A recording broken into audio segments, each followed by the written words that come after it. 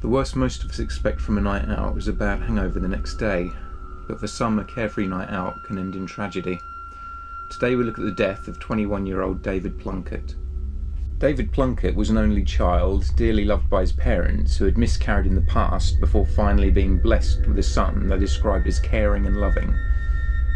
David was studying event management at Leeds Metropolitan University after being given a grant by the Middleton Township Committee. He voluntarily worked in many roles, from box office to bar work, expanding his experience.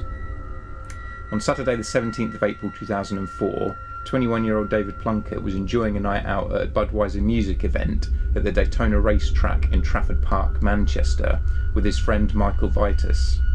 At some point in the evening, a drunk David was ejected from the venue. Then at around 1:20 a.m, once his friend Michael realised David was missing, Michael called David's parents to ask if they could contact their son. David's mother, Anne Plunkett, rang David's mobile.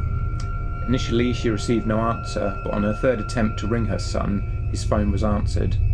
However, David didn't speak at all throughout the long phone call.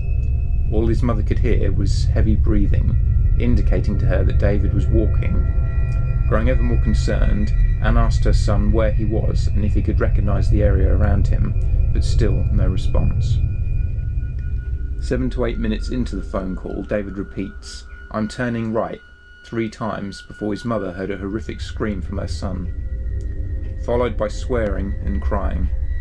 Weeping herself, she passed the phone to David's father, Michael, while she rings the police from a separate phone. The parents hold the phone connected to David up to the 999 call so the emergency service operator can hear the chilling howls for herself. Unfortunately, the recording device usually used for 999 calls failed to work, leaving police and David's parents unable to listen back to the call to pick out any possible clues as to what happened. At 4:30 a.m, David's phone goes dead. David's father felt that the way his son screamed and howled indicated he had seen something that terrified him. David's phone was traced to have been between Salford Quarry and the Old Trafford football ground when last used. Unfortunately, the CCTV in the area was useless due to the poor weather on the night of his disappearance, causing next to no visibility. After 2 agonising weeks, David's body is found in the Manchester Ship Canal, 1 mile from the Daytona venue he had attended on the night of his disappearance. David's uncle then discovered David's phone and glasses, seemingly placed on the ground on the bank beside the canal, upstream of where David's body was found. Strangely, throughout the phone call David's parents had had with him during his last moments, neither of them heard a splash or any indicator that their son had fallen into water.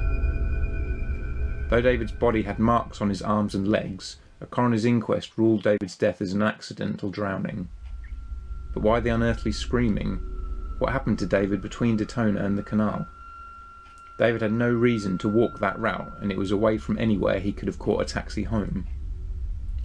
David's parents believe he was the victim of foul play, and many have speculated that he may be the victim of a serial killer dubbed the Pusher. In the last 6 years alone, 85 people have died in the Manchester canals, 28 of which remain unsolved, fueling rumours that serial killer is stalking the waterways of Manchester, looking for vulnerable targets in the dead of night. It is known that muggers have deliberately pushed their victims into the canal before, so perhaps David was the recipient of such an assault. Over a decade has passed, and with each day David's parents miss him more, still believing there is more to their son's death than a simple accident.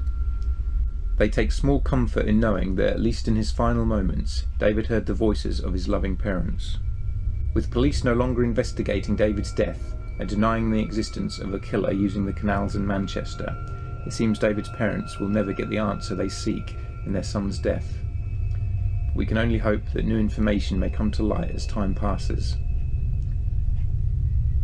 Thank you for taking the time to listen to this tragic case. Stay safe and have a good night.